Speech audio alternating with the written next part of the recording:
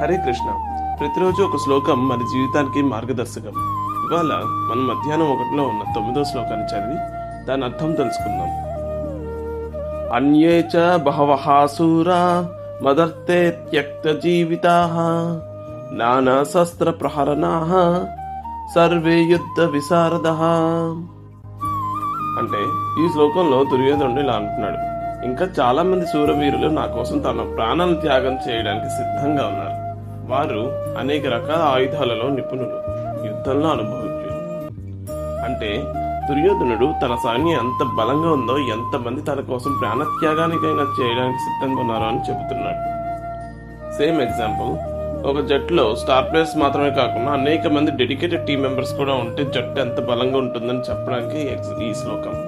అదే విధంగా దుర్యోధనుడి సైన్యంలో అనేక మంది యోధులు అతని కోసం ప్రాణత్యాగానికైనా చేయడానికి సిద్ధంగా ఉన్నారని దీని అర్థం. ఇలా ప్రతిరోజు ఒక శ్లోకం మనకు కొత్త పాఠాన్ని నేర్పిస్తుంది.